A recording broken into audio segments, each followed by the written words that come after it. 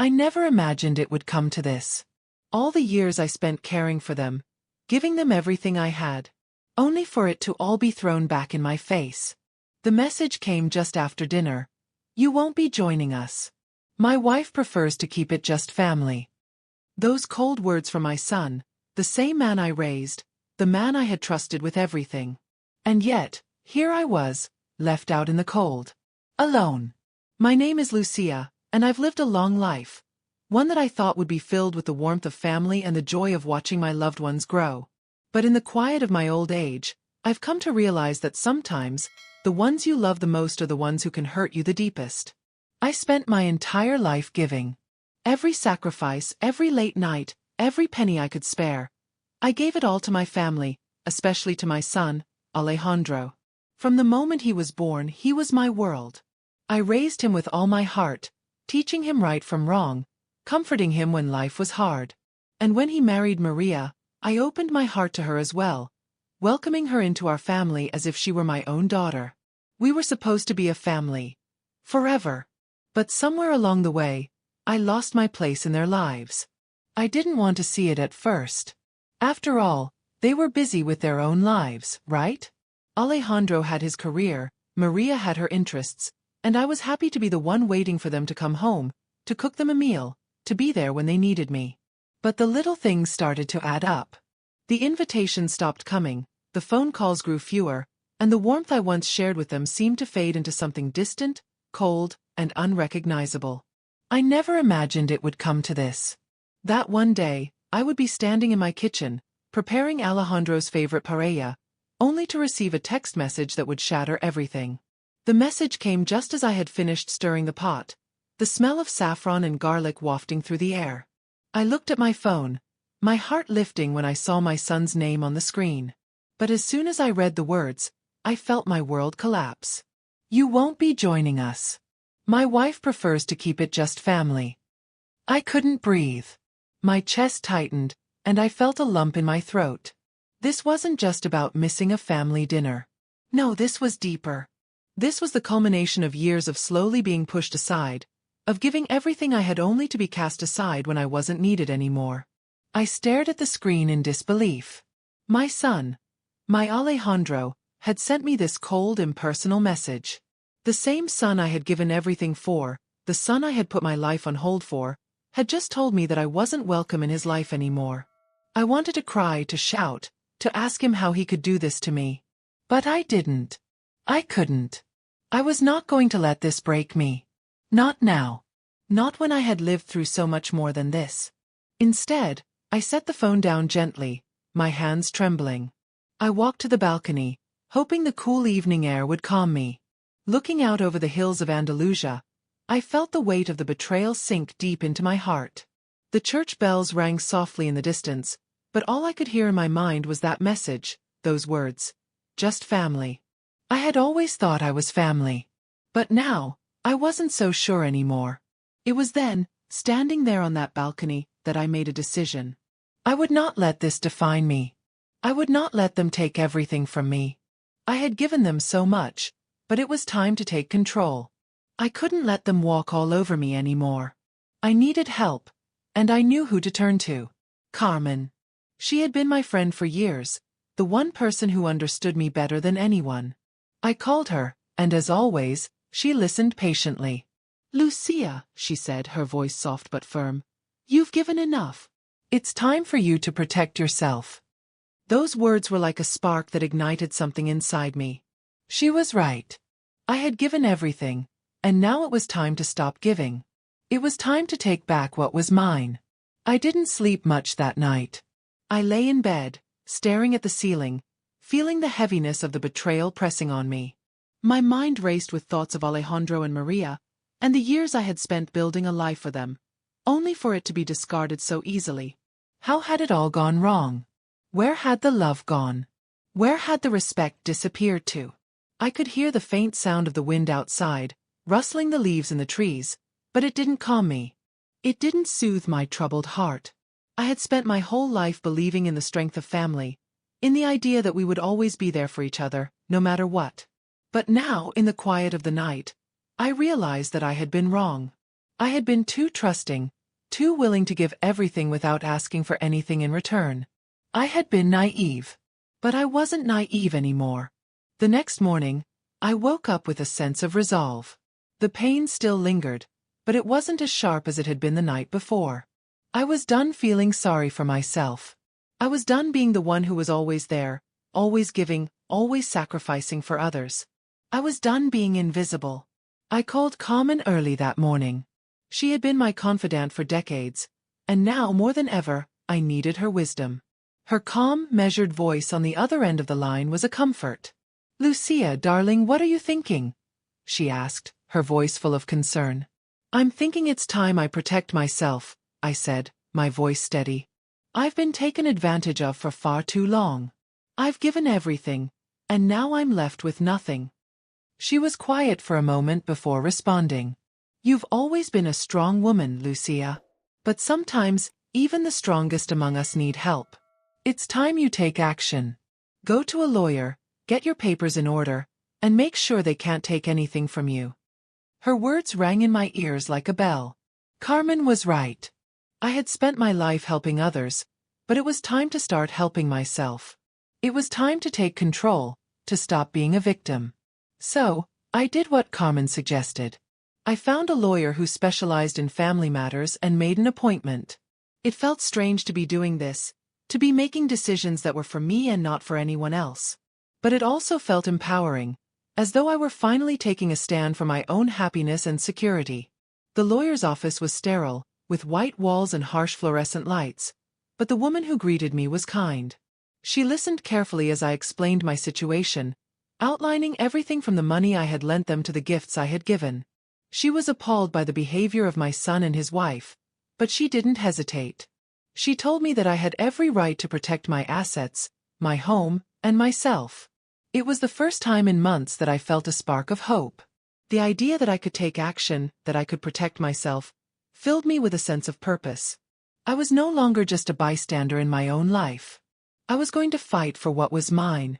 In the days that followed, I took steps to secure my future. I gathered documents, reviewed financial records, and worked with a lawyer to ensure that my rights were protected. It wasn't easy. It felt like I was diving into an unknown world of legal jargon and paperwork, but every step I took brought me closer to the peace I had been searching for. But the hardest part was still to come, confronting Alejandro and Maria. I knew it was inevitable. They had to know that I was no longer the easy target they could manipulate. I had to show them that I was no longer afraid, no longer willing to let them take advantage of me. And so, after much deliberation, I called them.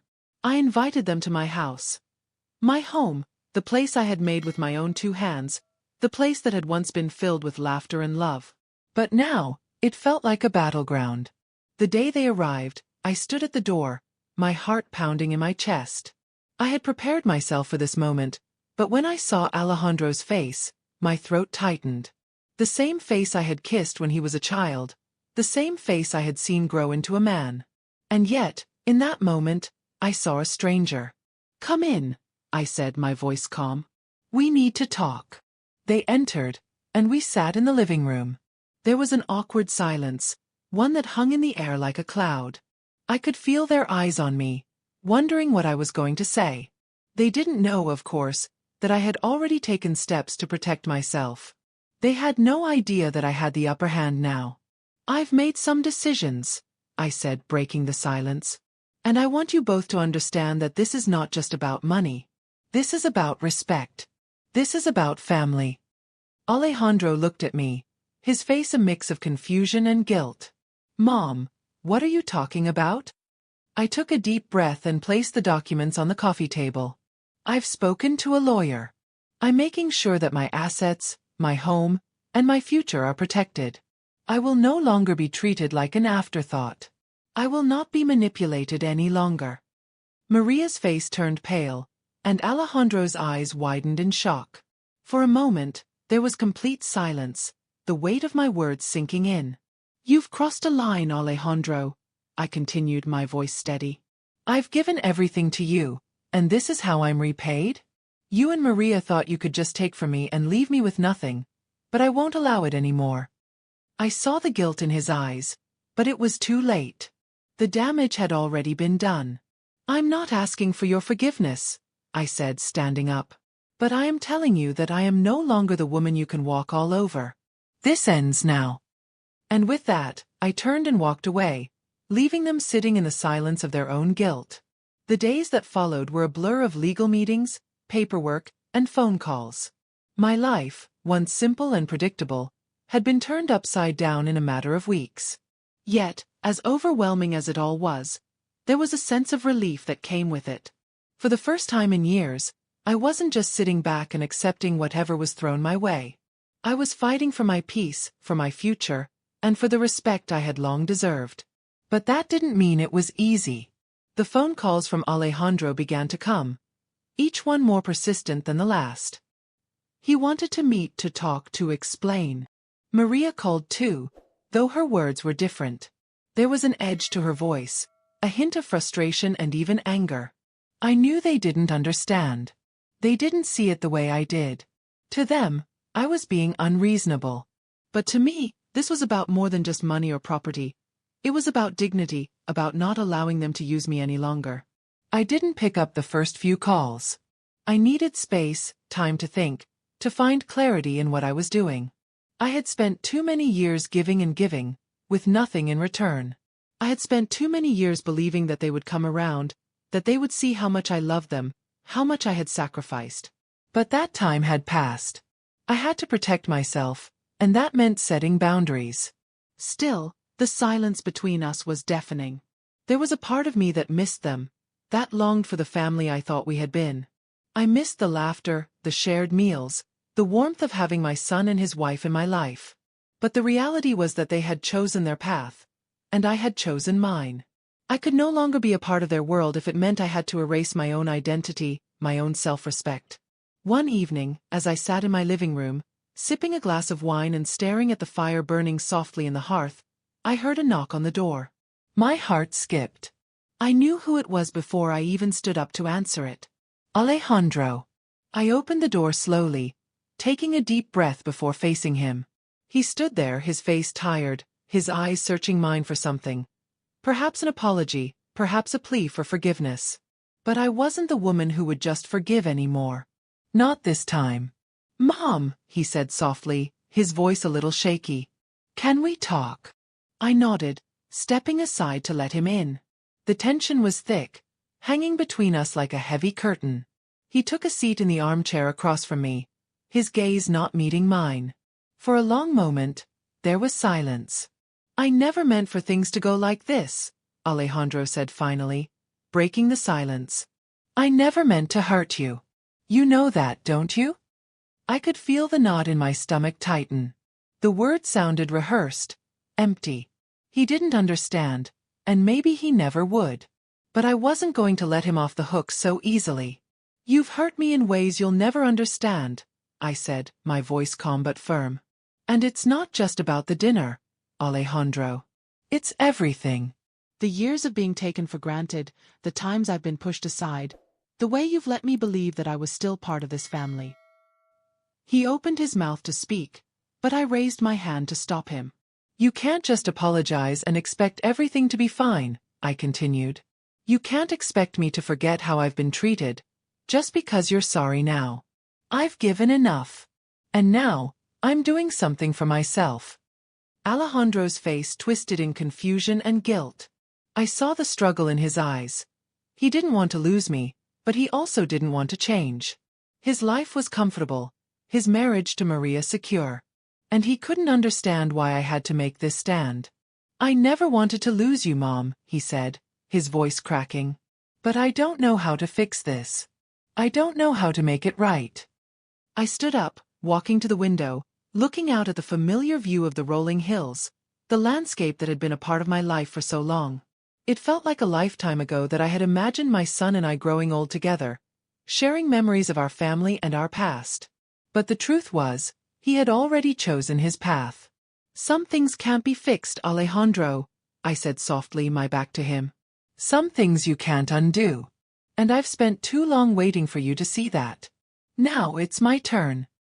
I turned back to face him, and for the first time in what felt like forever, I saw the man my son had become, one who didn't quite know how to fix the mess he had made. He looked lost, unsure, but there was something else in his eyes too, a flicker of respect. Maybe he understood in that moment that I wasn't the same woman he had always known, the one who would forgive and forget. That woman was gone. "I don't need you to fix it, Alejandro," I said, my voice steady. "I just need you to respect me. And I need you to understand that I can't be the person I once was. I've given everything I could, and now, it's time for me to take care of myself." He stood up slowly, and for the first time in years I saw him as an adult. Someone who had to face the consequences of his actions, someone who had to grow up. His eyes softened, but he didn't speak again. He simply nodded, turning to leave. As the door closed behind him, I stood there, heart pounding, a sense of relief and sadness flooding through me. This was it. I had taken control. I had drawn the line. I wasn't going to let them use me anymore. For the first time in my life, I felt truly free. After Alejandro left that evening, I felt a strange mixture of peace and uncertainty. The calmness of my decision lingered in the air like a soft promise, but there was still a part of me that wondered if I had done the right thing. I had done what was necessary, of course, but it had not been easy. Letting go of the dreams I had once had for my family, dreams of dinners together, of holidays spent laughing and reminiscing, felt like a deep, unspoken loss. But the truth was, I had been losing those dreams for a long time, even if I had refused to see it. The silence had been growing louder and louder, the distance between us widening with each passing year. I had let my own needs fall to the wayside, letting them take priority, and in return, I had become a ghost in my own life. That would not happen anymore. The next few weeks passed in a blur of legal appointments, phone calls, and more difficult decisions.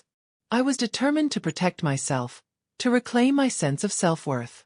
But even as I felt a growing sense of empowerment, there was something else. Something I hadn't expected: loneliness. It wasn't the loneliness of being alone, of course.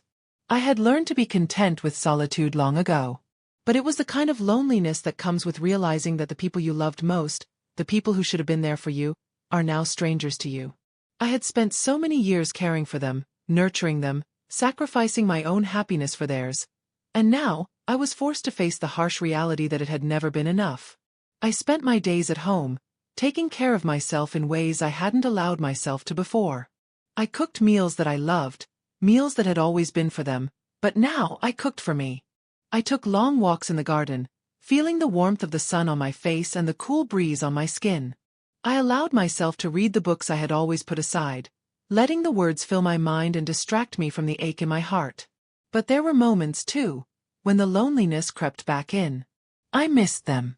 I missed the idea of family, the feeling that no matter what, you would always have each other. That's what I had believed in, after all. But what I hadn't understood until now was that family was not just about blood, it was about respect. It was about being there for each other when it truly mattered, not just when it was convenient. I was sitting in the living room one afternoon, reading a book, when the phone rang again. My heart skipped. I knew it was him. Alejandro. I had been waiting for this moment, knowing that one day, he would come back. But I wasn't sure if I was ready to face him again. I had taken a stand, but I wasn't sure what it meant for the future of our relationship. I picked up the phone, my hands slightly trembling. "Hello, Mom," Alejandro's voice came through, tentative and unsure. "I've been thinking about everything. About what you said." I could hear the hesitation in his voice, and it made my heart ache. For the first time in a long while, I felt the weight of the love I still had for him, even if he didn't fully understand what he had done. "Are you okay?" he asked, and I could hear the sincerity in his tone. I just want to make things right." I closed my eyes, taking a deep breath. Part of me wanted to reach out, to forgive him, to say that everything would be okay, but I knew that would be a lie. I couldn't just forget. I couldn't let him think that everything was fine when it wasn't. Not yet. Not until he understood. "I'm fine, Alejandro," I said softly, though my voice wavered slightly. "But it's going to take time. It's going to take more than just words. You have to prove to me that you respect me. You have to show me that you're not just saying what you think I want to hear." There was a long pause on the other end of the line, and I could feel the weight of my words settling between us. But then, Alejandro spoke again, and there was something different in his voice, something that made me believe that he truly understood. "I know," he said quietly, "and I'm willing to do whatever it takes." It was the first real apology I had heard from him in a long time, and it was hard to accept. But as much as I had been hurt, I knew this was a step forward. It wasn't the whole journey, but it was something. "I'll be here when you're ready to make things right," I said, my voice calm but firm. "But it's not just about saying the right things, Alejandro. It's about actions. You have to show me, not just tell me." "I understand," he replied. We said our goodbyes, and I set the phone down. My heart was still heavy, but there was a flicker of hope that hadn't been there before. Maybe, just maybe, this was the beginning of something different. Maybe there was a chance for healing after all. The next few days were filled with reflection.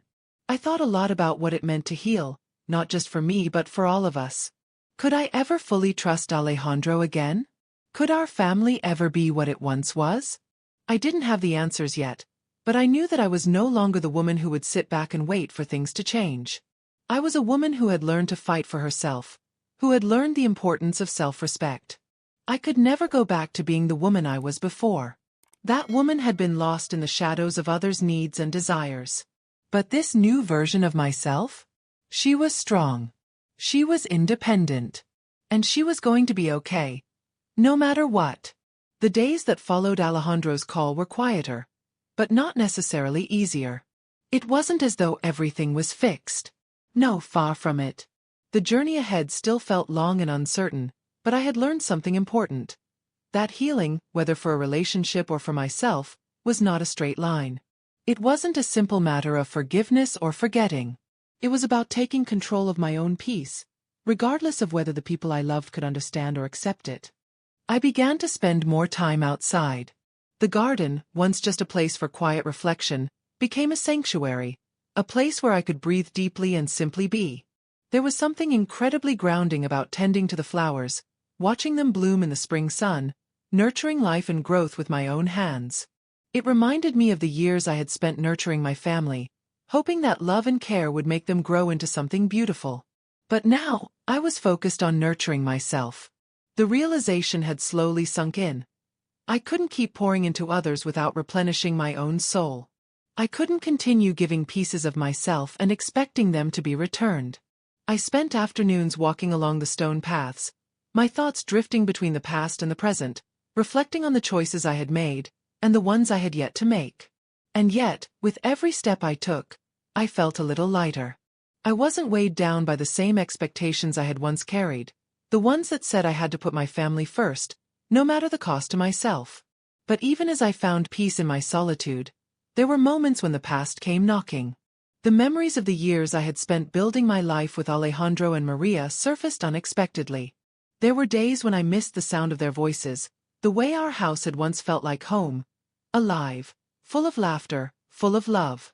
But I was learning to let go. It was one afternoon, a week after Alejandro's call, when I finally saw a change in him. He showed up unannounced at my door, looking different, tired but determined. He had always been a man of action, but now there was something more in his eyes. A vulnerability I had never seen before. For the first time in years, he looked like the son I remembered. "Mom," he said, his voice raw, "I know I've messed up. And I know that I can't fix everything with just words. But I want to show you, not just tell you, that I'm sorry. That I can do better." He stepped inside, and I noticed he was carrying a box. A small, simple box wrapped in brown paper. It was nothing extravagant, but the gesture alone made my heart skip. He placed it gently on the table in front of me. "I've been thinking a lot," he continued. "I've been reflecting on everything, on what you said, on what I've done. And I know I can't change the past, but I want to show you that I'm committed to making things right. That I'm committed to being a better son, a better man." I looked at him, my heart torn between the hurt of the past and the hope that maybe this time, he meant it. Maybe this was the beginning of a new chapter for us, even if it wasn't perfect. "I don't know if I can forgive you yet, Alejandro," I said, my voice steady but full of emotion. "And I don't know if things can ever go back to the way they were. But I'm willing to try." He nodded, a sense of relief washing over his face. "That's all I can ask for, Mom." We sat there for a moment in silence, neither of us knowing what to say next. It wasn't the perfect reunion I had once imagined. But it was something. It was progress, and sometimes that was all you could ask for. Later that day, I opened the box he had brought. Inside, there was a small, hand-carved wooden box. Simple but beautiful. It was a piece of art, something I could keep on my mantle. And, inside it was a note. The note read, "For all the years I've taken for granted, for all the moments I've missed, for all the times I've hurt you, I'm sorry. I will do better, Mom. I love you." It was a small thing, but it felt like the beginning of something larger. A sign that maybe, just maybe, there was hope for us yet. As I sat there holding the wooden box in my hands, I realized something important. Healing didn't mean erasing the pain or forgetting the past. It didn't mean pretending that everything was okay. Healing meant moving forward, no matter how slow, no matter how imperfectly. Healing meant giving myself permission to change, to grow, and to take care of my own heart while still holding space for others.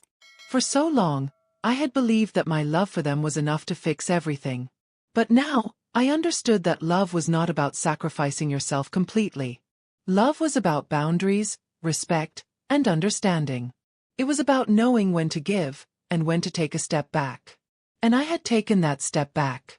I had given myself the space to heal, to rediscover who I was without the weight of their expectations on my shoulders. I wasn't the woman I used to be. And that was okay. I was stronger now, clearer about who I was, and what I wanted in my life. I had learned the hardest lesson of all, that in order to love others fully, you first have to love and respect yourself. And in that I had found my strength. As the weeks passed, I found myself growing into this new version of me, the woman who had been broken, but now stood whole. There was no rush for reconciliation, no pressure to go back to the way things were. This time it was different. The relationship with Alejandro and Maria was shifting. But it wasn't a simple fix. It wasn't about rushing back into the warmth of old habits. Instead, it was about creating something new, something stronger where trust and respect could grow again. In those early days, after our conversation and the gift he had given me, I allowed myself to feel the smallest flicker of hope. Hope that maybe, just maybe, I could rebuild a bond with my son. It wasn't easy. Every step forward was met with uncertainty, but it was progress nonetheless. I found myself sitting at the kitchen table one morning, sipping my coffee, when the doorbell rang. It was a simple, quiet sound, but for a moment, my heart skipped. I wasn't sure who it was. Maybe Alejandro, maybe Maria. But when I opened the door, I saw Maria standing there, looking hesitant. She had always been the more distant of the two, the one who never quite seemed to warm up to me, even when I had welcomed her into our family with open arms. But today, there was something different in her demeanor. She wasn't the woman who had ignored me at family gatherings or made me feel like an outsider. This Maria was someone who seemed to be searching for something, a way to bridge the gap between us. "Lucia," she said softly, almost as if unsure of what to say. "I wanted to come by to speak with you." I stepped aside, inviting her in. I could feel the tension between us, but I also felt the possibility of something new. The air was thick with unspoken words, but I knew we had to talk. We had to begin somewhere. We sat at the kitchen table, the same place where I had spent so many years serving dinners, making memories, and offering my love. This time, however, it was different. This was no longer just about me giving. This was about me standing my ground, demanding the respect I deserved. "I know I haven't been the daughter-in-law you hoped for," Maria began, her voice low and hesitant. "And I know I've hurt you. I don't know how to fix everything, but I wanted to apologize." I stared at her, my hands wrapped around my cup of coffee. It wasn't the apology I had expected. It wasn't dramatic or overflowing with emotion, but it was sincere. And that was enough. "I've spent too many years feeling like I had to push you away," she continued, looking me in the eye. "I know now that I was wrong. I'm sorry for how I've treated you. I want to try and make things right." I had to let the words sink in. For years, Maria had been the one person I had always tried to accept, always tried to understand, but who had never seemed to fully embrace me. I had assumed that there was a wall between us that could never be torn down. But as I looked at her now, I saw something new. Vulnerability, sincerity. You can't undo the past, Maria, I said gently. But I appreciate you saying this. I've spent so much of my life trying to make things work that I didn't always see how much I was sacrificing of myself. Her eyes filled with emotion as she nodded. I understand. I've seen how much you've given, how much you've done for us. And I've realized that I've been selfish. I paused, feeling a rush of emotions I had long buried. It wasn't about forgiveness. Not yet. But it was a step forward. A step toward something I had never thought possible. A relationship based on honesty, respect, and maybe even, in time, love. I'm not asking for everything to be perfect, I said softly. But I think we can start from here. With honesty. With respect. She smiled, a genuine smile that was small but real. I'd like that. I really would. As she left that afternoon, I stood at the door, watching her walk away. I felt something I hadn't felt in a long time. Hope. Not for the perfect family I had once dreamed of, but for the possibility of something real. Something that didn't demand perfection but was built on trust and respect. It wasn't just Alejandro or Maria that needed to change. I, too, had to learn how to let go of the expectations I had clung to for so long. I had to let go of the idea that family meant perfection. That love meant never questioning or setting boundaries. In that moment, I realized that what I had been searching for was not a return to the past, but the strength to build a new future, one that honored who I had become, not who I used to be. The next morning, I woke up to the sound of birds singing outside my window, the soft warmth of the sun creeping into the room. I got up, feeling lighter than I had in years. It wasn't just because of the conversation with Maria. It was because, for the first time in a long while, I had let go of the heavy weight I had carried for so many years. The weight of unspoken expectations. The weight of guilt. The weight of sacrifice without return. I was free. Free to live for myself, to set the boundaries I needed, and to rebuild the relationships that still mattered to me, one step at a time. The weeks turned into months, and as time passed, I began to find a rhythm in this new life I was carving for myself. It wasn't easy. There were still moments of doubt, moments when I questioned whether I had made the right choices, whether the distance between Alejandro, Maria, and me was too great to overcome. But with every day that passed, I felt more and more at peace with the woman I was becoming. I continued to spend time in my garden, watching the flowers bloom, a silent reminder of the life I was nurturing for myself. My walks grew longer. My mornings quieter. The solitude I once feared had become a comfort, a place where I could reflect on the lessons I had learned. The pain of betrayal had dulled, not because it was forgotten, but because I had allowed myself to heal. I had given myself permission to move forward. One afternoon, as I sat on the porch with a cup of tea in hand, my phone rang. I didn't recognize the number, but something told me it was important. I hesitated for only a moment before answering. Hello. Lucia, it's me. Alejandro. I closed my eyes, feeling a mix of emotions. His voice still had the power to stir something deep inside me, a place I thought I had buried long ago. But this time it was different. The uncertainty that once clouded my heart had cleared, and I no longer feared what this conversation might bring. Alejandro, I said, my voice steady. What's on your mind? There was a pause on the other end of the line, as if he were gathering the courage to speak. I've been thinking about everything. I know I've hurt you more than I can say, and I've been trying to figure out how to fix it. But the truth is, I don't think I can fix it. I can only try to make things right moving forward. I could feel the sincerity in his words, but I had learned not to let just words be enough. It had taken years of hurt and disappointment for me to come to this place of peace, where my happiness didn't rely on anyone else but myself. And so, I took a deep breath before speaking. I don't expect you to fix everything, Alejandro, I said gently.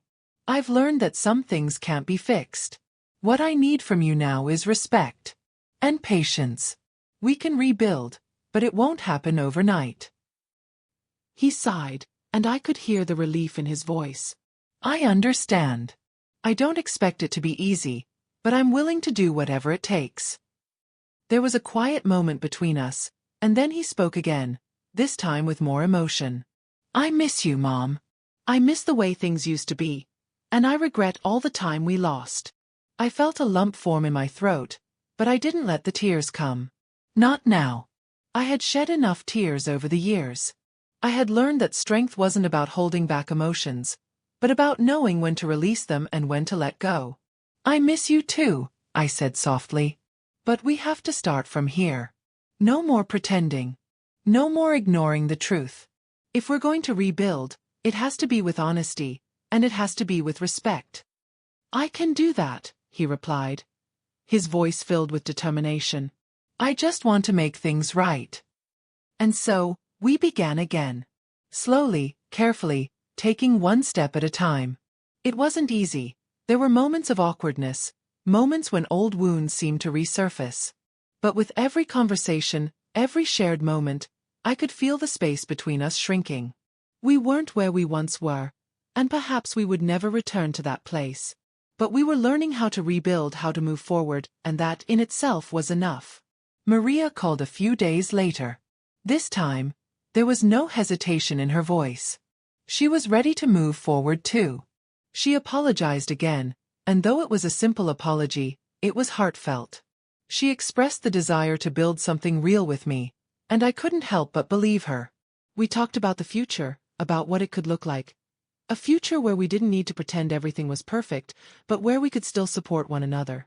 Over time, we met for coffee, shared meals, and slowly began to stitch the fabric of our relationship back together. There was no rush. There was no need to force it. It was about rebuilding trust, one small gesture at a time.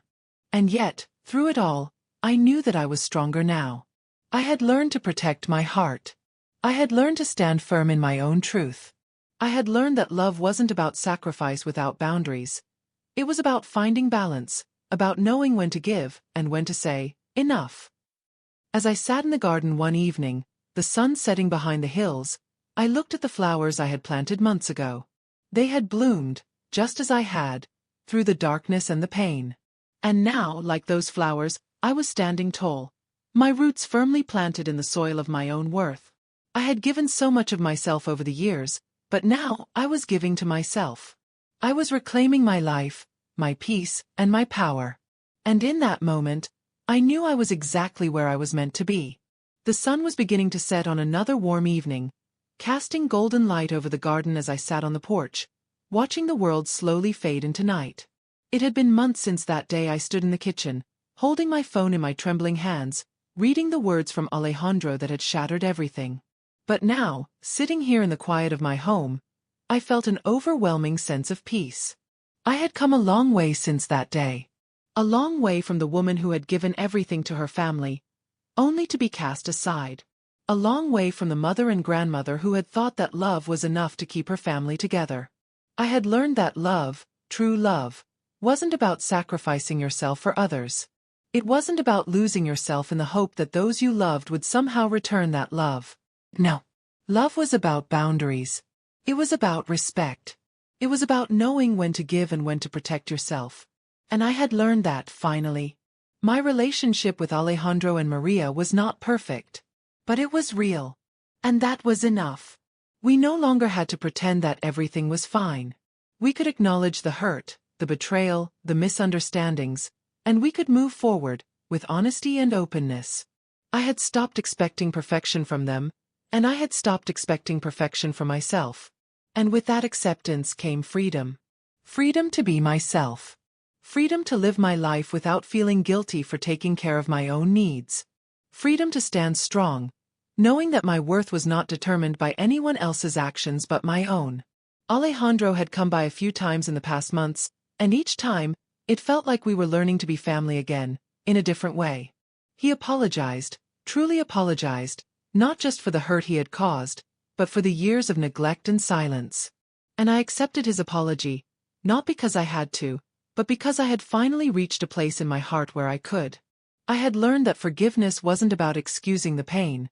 It was about letting go of its hold on me. It was about reclaiming my power, not letting the past define my future. Maria had come to visit as well. We sat together, talking for hours not just about the past, but about the future, about what we wanted our relationship to look like now.